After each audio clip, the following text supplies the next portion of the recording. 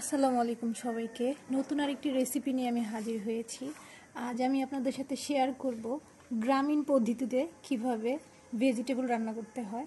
তো আমি এখানে নিয়েছি হালকা আদা পাকা পেঁপে, গাজর আর কিছু ভুট্টার বাচ্চা, যেগুলোকে আমরা বেবি কর্ন বলে চিনে থাকি।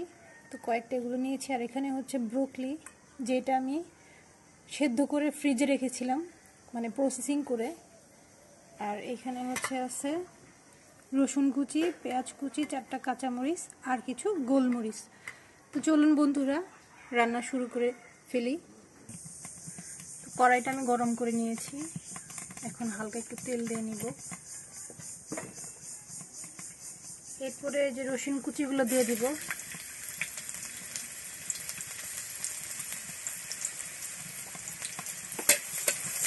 হালকা পরিমাণ ভেজে নিব।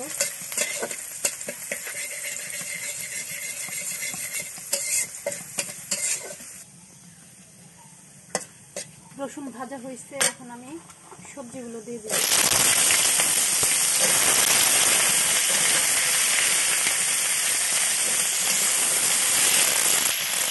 ব্রোকলিটা যেহেতু সেদ্ধ করা, তাই ব্রোকলিটা আমি পরে দেব।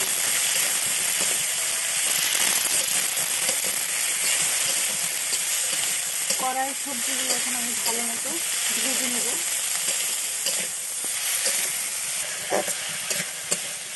হালকা করে একটু ভেজে নিয়েছি। এরপরে অল্প করে লবণ দিয়ে নিব।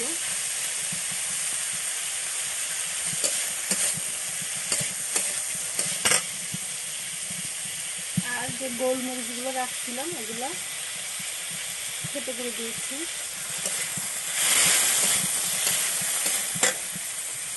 এরপরে কুচি করা পেঁয়াজ দিয়ে দিব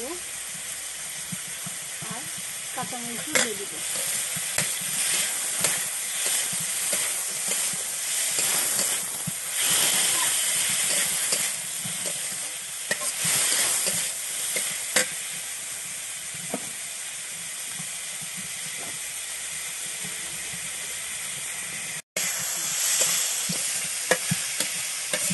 যেহেতু ভেজিটেবল বানাচ্ছি, তাই হাফ সিদ্ধ করব।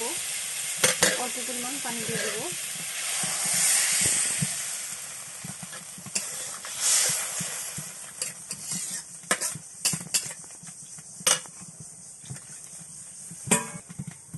এরপর সেদ্ধ করা যে ব্রোকলিগুলো, এগুলো সবগুলো দিয়ে দেব।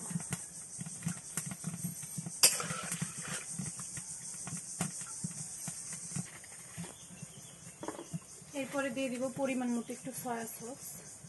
চাইনিজ ভেজিটেবলের মূল অংশ হচ্ছে সয়া সস।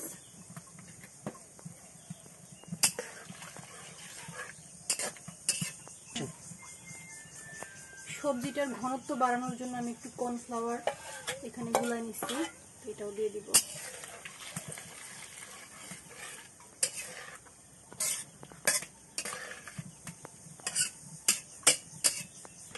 রান্নাটা হয়ে আসার জন্য আমি এখন একটু ঢেকে দিব।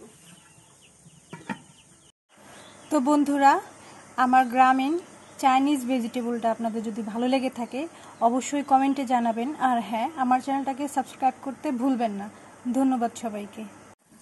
তো বন্ধুরা, কিছুক্ষণ ঢেকে দেওয়ার পরে আমার গ্রামের পদ্ধতিতে চাইনিজ ভেজিটেবল দেখতেই পাচ্ছেন হয়ে গেছে।